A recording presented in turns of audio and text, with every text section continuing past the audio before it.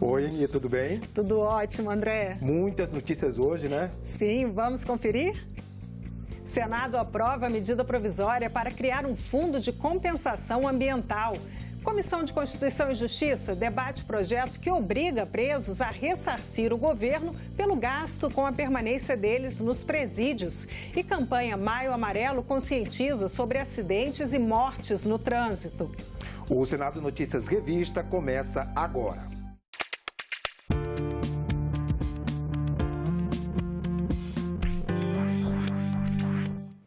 Essa semana, os senadores aprovaram uma medida provisória para criar um fundo de compensação ambiental que vai financiar unidades federais de conservação.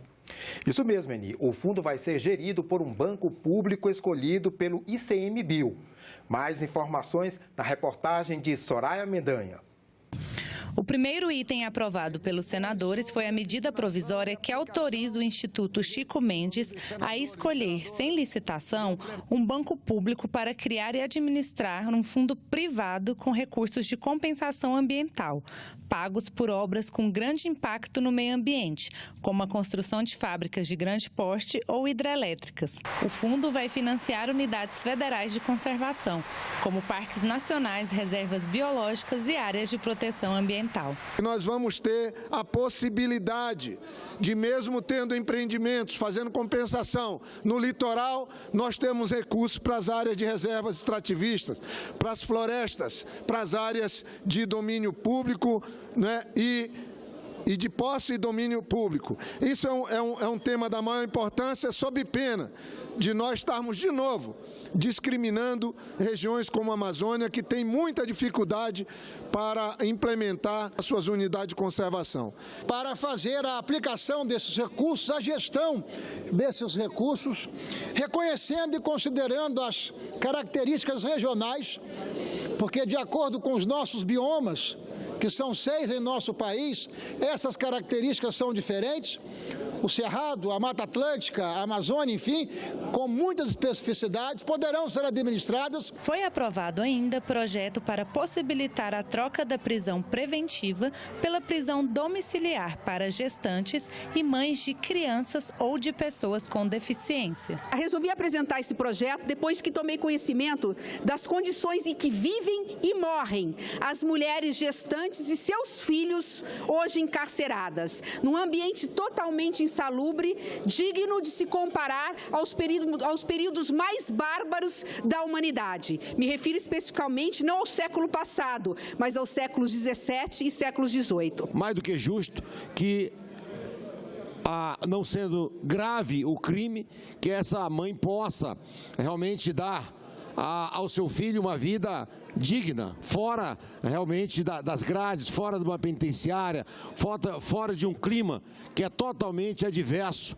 a uma formação de uma criança. O Senado também aprovou a indicação de Cláudio Frederico Arruda para embaixador no Reino Unido e de Adalberto Tokarski para ser reconduzido ao cargo de diretor da Agência Nacional de Transportes Aquaviários, a ANTAQ.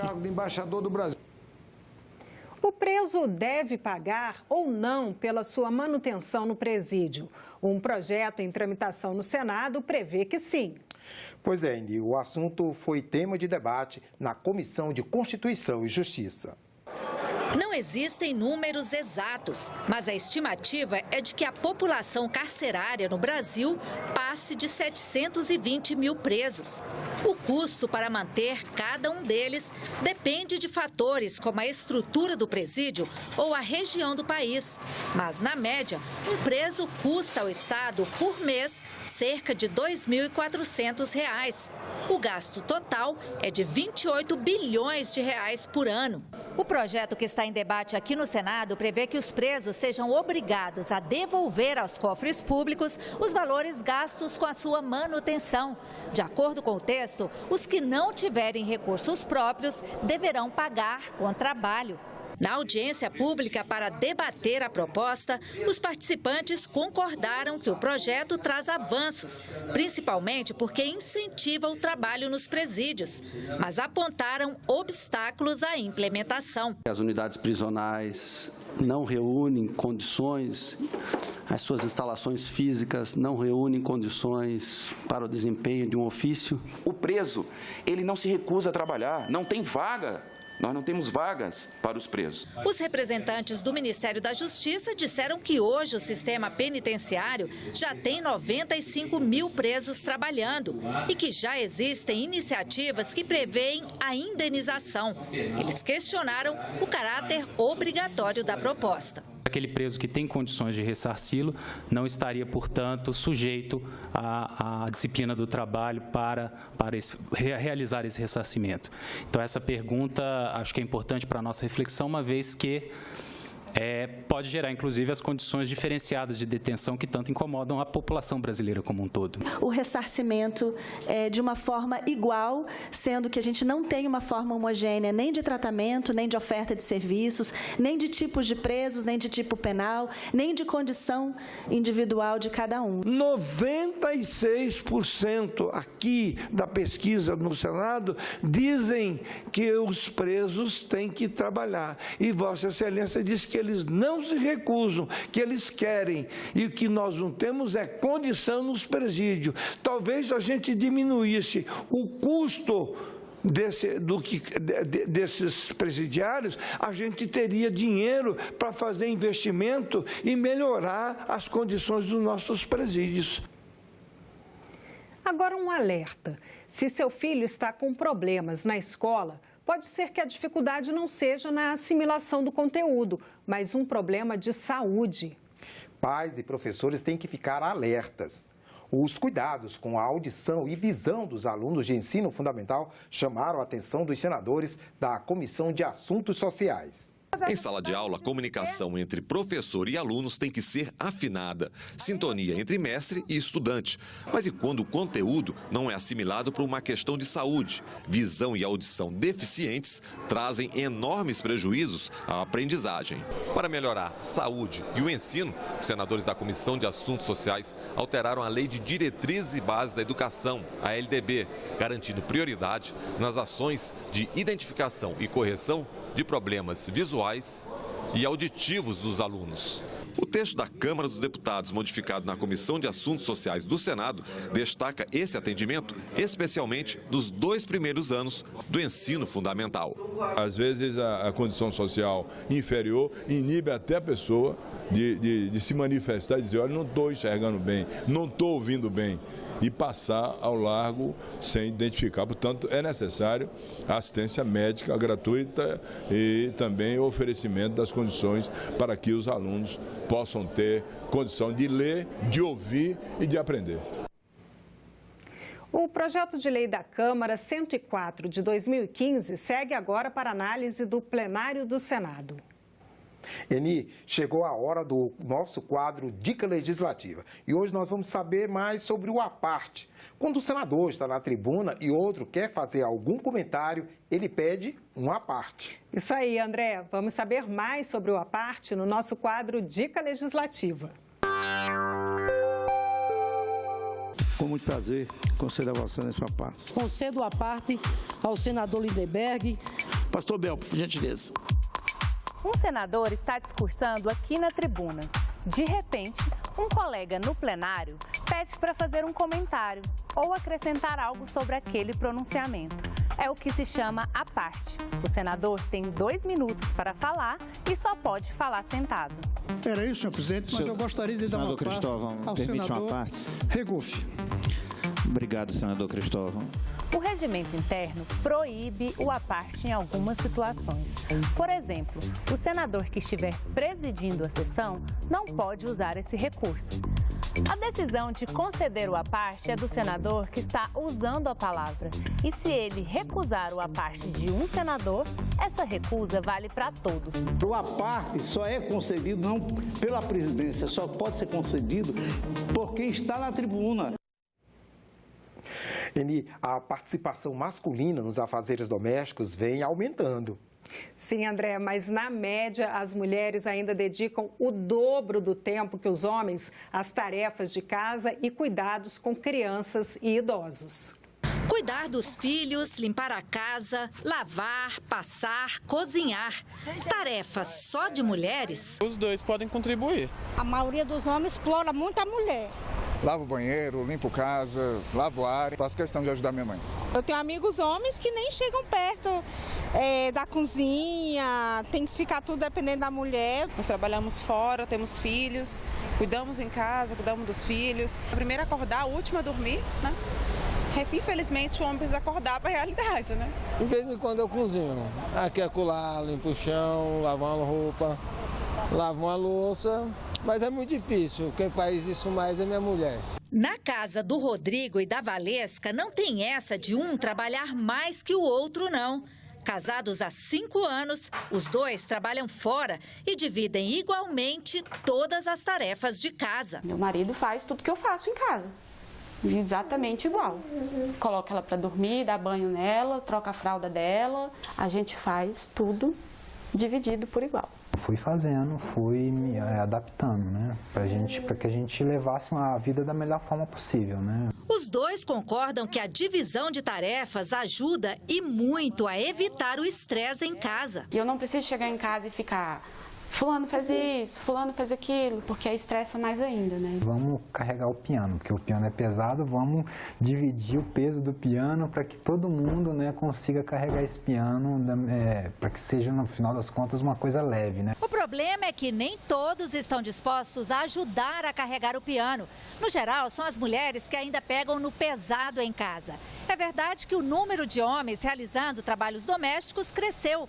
Mas as mulheres ainda dedicam quase o dobro do tempo que eles às tarefas do lar, mesmo considerando as que trabalham também fora de casa. Em média, as mulheres gastam quase 21 horas por semana com tarefas domésticas, enquanto que entre os homens, a média não chega a 11 horas. A PNAD, que é a Pesquisa Nacional por Amostra de Domicílio do IBGE, também mostra que as filhas e enteadas trabalham muito mais em casa fazendo afazeres domésticos e de cuidados do que os filhos e enteados. Olha só, então nós estamos repetindo esse padrão com os nossos filhos. E não é só o trabalho físico, não. Pesa sobre as mulheres uma outra responsabilidade. É o que a cartunista francesa Emma chama de carga mental.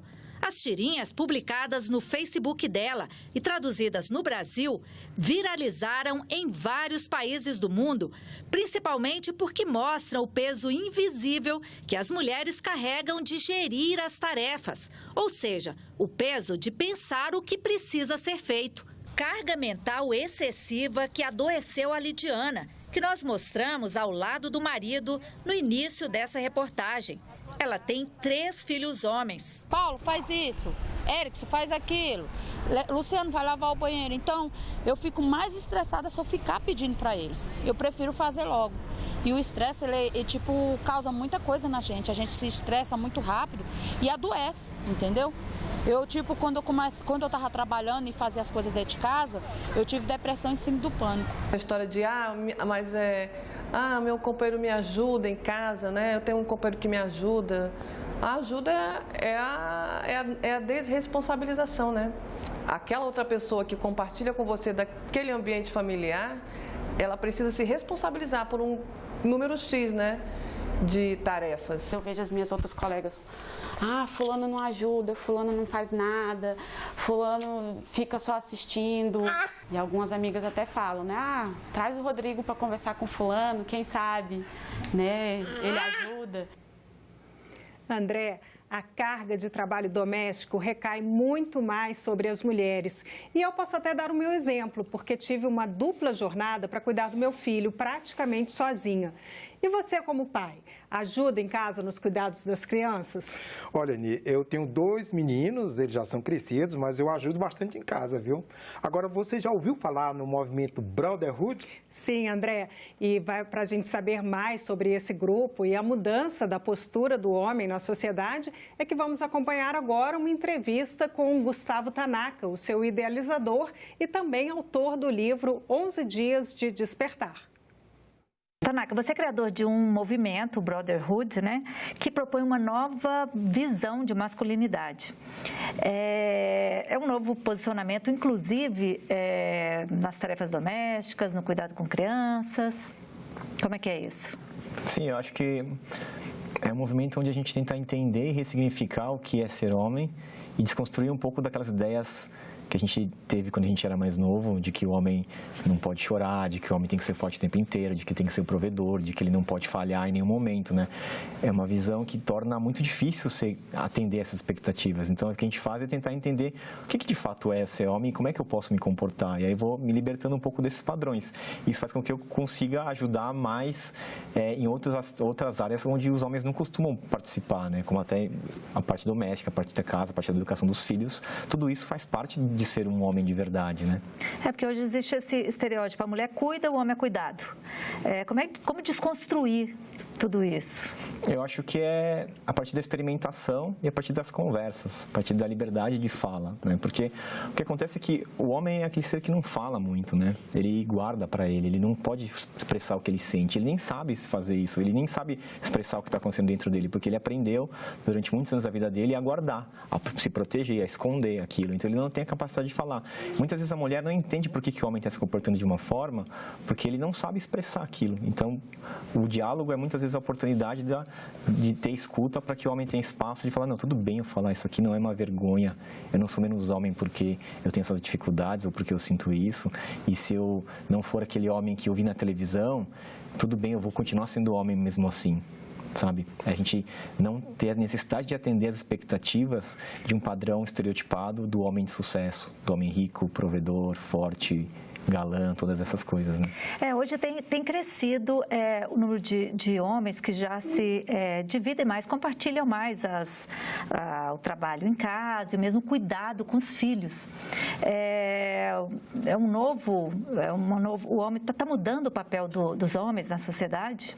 Sim, porque na verdade eu acho que o homem não tem que ajudar em casa. A casa é dele também, ele mora junto com a mulher, ele tem que cuidar das mesmas coisas que a mulher cuida, ele não tem que ajudar na criação dos filhos, o filho é dele também, ele tem que educar os filhos tanto quanto a mulher. Não é função da mulher isso, assim como não é função do homem ter que ganhar dinheiro para prover, para que a mulher cuide de casa. Isso é uma convenção que foi estabelecida e hoje as mulheres querem ter a sua própria independência, querem cada vez mais ter espaço no mercado de trabalho, isso está acontecendo já há um bom tempo, só que os homens não estão preparados para essa mudança. Então, isso faz com que o homem não consiga entender muito bem qual que é o lugar dele. Se o meu lugar não é mais o do provedor, já que minha mulher também está ganhando dinheiro, às vezes ganhando mais dinheiro do que o homem, o que eu tenho que fazer? Qual que é o meu lugar? E será que é uma vergonha eu cuidar da casa? Será que vou ser menos homem perante os meus amigos se eu começar se eles descobrirem que eu ajudo na criação dos meus filhos? Não tem nada demais nisso, né? Pelo contrário, isso é uma virtude que o homem tem que aprender a cultivar e a desenvolver. Esse papel de pai, o papel do pai, o papel da mãe em casa. Não tem que ter essa divisão. Sim, não é uma questão de gênero isso, né? São dois seres humanos convivendo juntos, criando um outro ser humano que é uma criança. Cada um faz aquilo que pode, aquilo que consegue. E como mudar esse padrão cultural? Eu acho que a gente precisa de novas referências. Então, para mim, é fundamental que a gente tenha novas referências de masculinidade. A minha geração, especialmente, cresceu acreditando que um homem de sucesso era aquele que era bem-sucedido, que tinha poder e que estava com muitas mulheres, né? E isso, para mim, não é uma referência. E escolhendo quem são as pessoas que eu quero admirar, não necessariamente aquelas que foram impostas pela televisão ou pelo modelo de sociedade do que é um homem de sucesso. Com novas referências eu consigo falar, então tudo bem, eu posso ser eu mesmo. E acho que essa é a grande dificuldade. Como é que eu faço para ser eu mesmo se eu não aprendi a fazer? Mas a chave está quando eu consigo descobrir que eu posso ser do meu jeito, porque eu nunca vou conseguir atender e me enquadrar num padrão que não é o meu, né? Eu só tenho que conseguir ser eu. A partir do momento que você se compromete a se transformar, você vai percebendo os benefícios disso. E aí você não tem mais volta, né? Porque você percebe que eu estou me tornando uma pessoa melhor. Minha vida está ficando melhor, eu estou ficando mais legal, estou ficando uma pessoa mais justa, sabe? Então por que eu vou voltar atrás e ser aquilo que não me fazia tão bem? Então é um processo, é uma prática. E se a gente faz isso todos os dias, né, com o tempo, a gente vai se tornando uma pessoa muito melhor do que a gente já foi. Como é que você vê o futuro? Eu acredito num futuro muito bom. Eu gosto de falar que tem algo de grandioso acontecendo no mundo, porque quando eu vejo essas transformações acontecendo na nossa sociedade, né, nas mudanças de comportamento, na busca por autoconhecimento, nas mudanças de padrões de consumo, busca por novos modelos de educação, enfim, quando eu vejo tudo isso acontecendo ao mesmo tempo, eu percebo que a gente está caminhando para um lugar bonito, sabe? A gente só precisa ter um pouco de paciência, porque leva um tempo para isso acontecer, mas a gente ter fé de acreditar que é possível, né? Se a gente acha que não é possível, não acontece nada. Agora, se a gente acha que é possível, então pode ser que aconteça. E qual é o recado que você daria para os homens? A maior coragem do homem é conseguir ser ele mesmo. Isso significa expressar aquilo que ele está sentindo.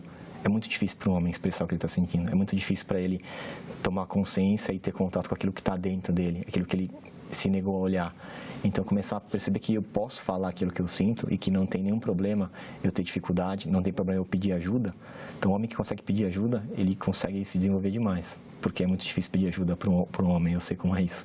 Então, o meu conselho é peçam ajuda e se abram, porque é libertador. Tá certo. Muito obrigado pela sua presença aqui. Obrigado, agradeço a oportunidade, uma honra estar aqui. André, chegou a hora de conferir o que aconteceu no Senado durante a semana. Pois é, e não faltaram notícias na página da Agência Senado, né, Ni? Isso, vamos conferir agora no nosso Giro de Notícias. Na segunda-feira, um dos destaques na Agência Senado era para a audiência da Comissão de Constituição e Justiça, que debateu o projeto que obriga o preso a ressarcir as despesas com a sua manutenção no presídio. O projeto altera a lei de execuções penais e determina que o ressarcimento é obrigatório e, se não possuir recursos próprios, o preso vai pagar as despesas com trabalho. Na terça-feira, a Agência Senado deu destaque para a aprovação em plenário do projeto que permite a prisão domiciliar para gestantes e mães condenadas pela Justiça. Pela proposta, gestantes, mães de crianças de até 12 anos ou responsáveis por pessoas com deficiência poderão trocar a prisão preventiva por prisão domiciliar. O projeto segue para análise da Câmara dos Deputados.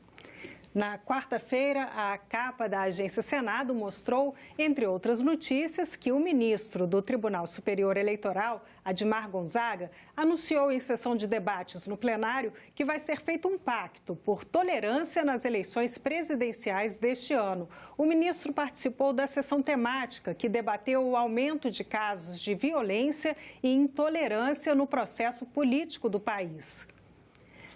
Já na quinta-feira, a capa da Agência Senado mostrou a aprovação em plenário do projeto que obriga as concessionárias de serviços de gás, água, telefonia e energia elétrica a divulgar na internet, de forma clara e de fácil compreensão, o valor das tarifas e a evolução dos preços ao longo dos últimos 5 anos. O projeto segue para a sanção presidencial. E tem gente que se atualiza do que está acontecendo aqui no Senado pela internet. É verdade. Vamos conferir o que foi notícia nas redes sociais do Senado. Oi, pessoal. Quando vocês veem o Senado pela televisão, ou vocês estão vendo o plenário ou as comissões. Mas hoje eu vou mostrar para vocês uma das salas mais legais que tem por aqui, a sala de mídias sociais. Esse pessoal toma conta das contas do Senado nas redes sociais. Eu tô falando do Twitter, do Instagram e do Facebook. Vou falar em Facebook. E aí, Moisés, tudo bem? Tudo bom? Um dos posts que eu vi que foi mais notado no Facebook nessa semana foi aquele sobre aquela lei que isenta o pessoal que está no CAD único e o pessoal que doa medula óssea de inscrição na taxa de concurso público, não é isso? É isso mesmo. Essa nova lei foi sancionada esta semana e o post sobre esse assunto foi visto por mais de 1.300.000 pessoas. Poxa, super legal, né? Também teve mais coisa no Facebook essa semana. Sim, um outro destaque foi uma publicação sobre um direito que muita gente não sabe. Você não é obrigado a comprar a comida que o cinema vende. Esse post foi visto por 3 milhões de pessoas. Eu até tive a notícia de um cara que foi barrado na hora com a pipoca que ele levou de casa. E aí ele pegou o celular e falou, não, o Senado aqui tá dizendo que eu posso sim entrar com essa comida. E aí ele foi liberado. Isso é muito legal, né? A gente vê que os posts do Senado estão modificando de verdade a vida das pessoas. Teve um outro post também sobre loteria esportiva. Quem colocou? Foi você? Das evangélicas. Foi Como é que foi esse post? que revela a identidade do ganhador na loteria e ele teve mais de 11 mil comentários nas redes sociais. E a mais nova rede social do Senado é o Instagram, não é isso, Darana? Isso, a gente já tá com 326 mil seguidores por lá. Eu fiquei sabendo que quem posta comentários lá, histórias, é a Paula. Sim, essa semana o destaque foi o Stories de como identificar autismo em bebês e crianças, com 38 mil visualizações. E agora nós vamos falar do passarinho. Você quer notícia em tempo real? Entra no Twitter, né, Matheus? Isso mesmo, o Twitter é a rede social mais imediata para acompanhar o que acontece nas comissões e no plenário da Casa. Quer saber o que está rolando no Senado Federal? Fica ligado nas nossas redes sociais. Tchau, pessoal. Valeu! Tchau! A campanha Maio Amarelo foi criada para chamar a atenção da população para os acidentes de trânsito e ilumina de amarelo edificações e monumentos de todo o Brasil. O Congresso Nacional não ficou de fora da campanha. De acordo com a Organização Mundial da Saúde, os acidentes de trânsito estão entre as 10 principais causas de morte em todo o mundo. O trânsito mata todos os anos mais de 1.200.000 pessoas, 40 mil delas só no Brasil. E é a segunda causa de morte entre jovens e adultos com faixa etária entre 15 e 39 anos. Para conscientizar a população sobre esse problema, o Congresso ficará iluminado de amarelo durante o mês de maio. Maio Amarelo é fundamental, porque as pessoas não podem fazer do trânsito uma arma. Não podem pessoas continuarem sendo mutilados, sendo vítimas. Vão lembrar só no mês de maio? Não. Nós temos que lembrar todos os dias.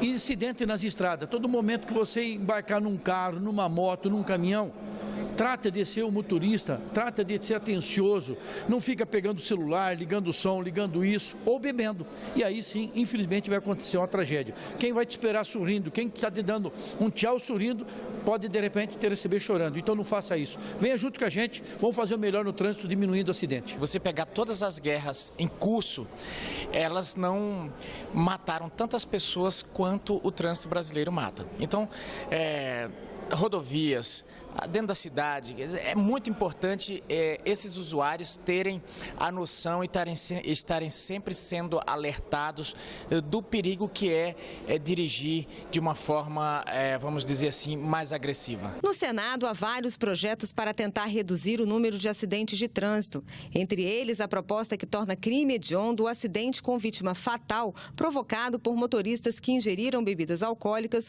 ou que estavam sob a influência de drogas. O carro é uma arma por motoristas irresponsáveis ou despreparados. Morre quase o mesmo número de pessoas vítimas de balas, de tiros, de assassinato, quanto pessoas vítimas de acidente de trânsito. Não dá para zerar, mas esse número poderia ser muito menor se tivesse uma boa educação dos motoristas. Para mim, é hora de nós trabalharmos no Maio Amarelo a conscientização. E esse foi o Senado Notícias Revista. Você pode rever as reportagens desta edição na nossa página na internet, senado.leg.br/TV. Muito obrigada pela companhia. Continue sintonizado aqui na TV Senado. Tchau.